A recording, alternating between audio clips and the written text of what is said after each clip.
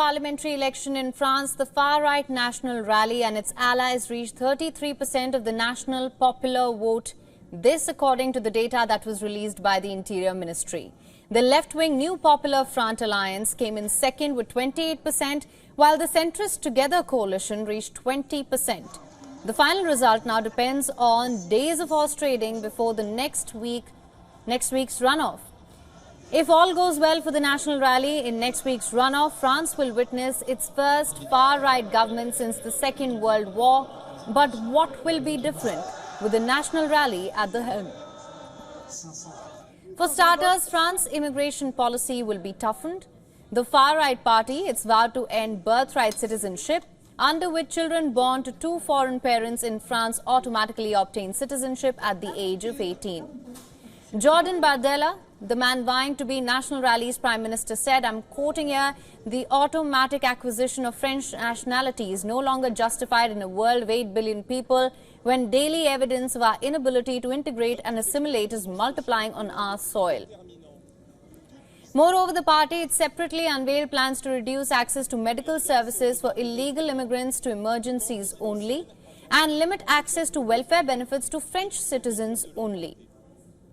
Further, with an aim to establish itself as the party committed to law and order, the National Rally will slash welfare allowances and social assistance for families to repeat juvenile offenders. Teenagers aged 16 and above would be tried as adults. French police forces would be granted an automatic presumption of self-defense in cases that involve violence. Dual nationals will be barred from holding jobs in sensitive strategic posts like defense. They would be reserved for the French.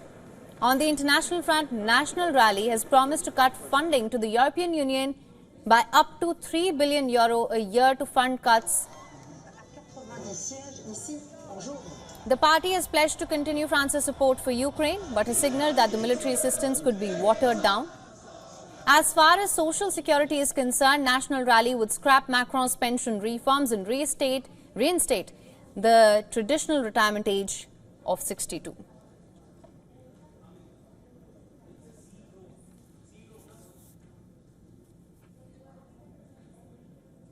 All right, for more on this, we're now being joined by our correspondent Himanshu Dikshit.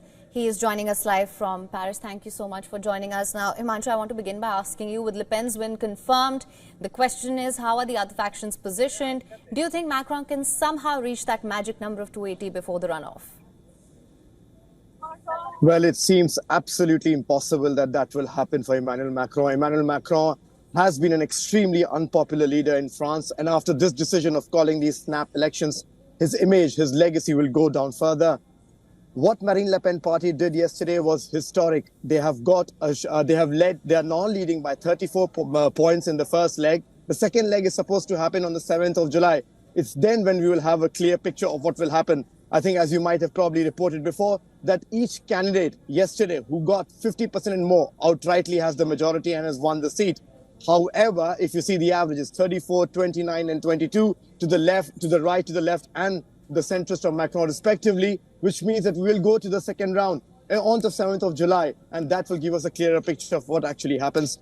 You remember, there are 577 seats, 588 seats in the French lower parliament, and they need 288 to form an absolute majority. Will they reach it? It seems a little tough. The projections are between 230 to 270. Of course, they can make some allies, but for now, they have to reach the magic figure of 288 to have absolute majority.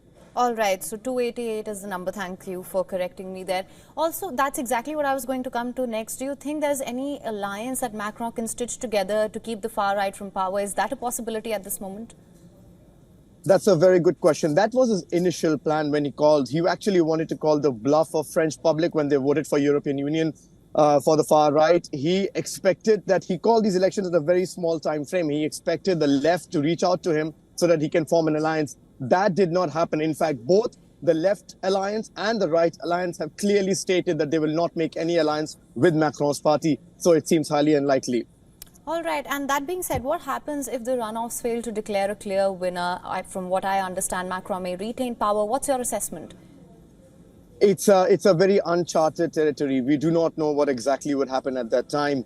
Most likely they will try to have an alliance. Most likely it could be a weak government, but we do not really know what will happen. It has never happened. What happens is that generally opposition party can get a majority and then they can form a cohabitation. The last time it happened was in 1997 under the presidency of Jacques Chirac. It hasn't happened since then. So we'll see how it happens if nobody gets an absolute majority. There are also reports that he can actually call for Article 16, where he could actually lead almost like a dictator. But these are all assumptions right now. We do not really know what will happen. Only after July 7th is that we'll get a clearer picture. All right. Well, Himanshu, thank you so much for bringing us the latest on this. We'll, of course, continue to track this closely. Thank you.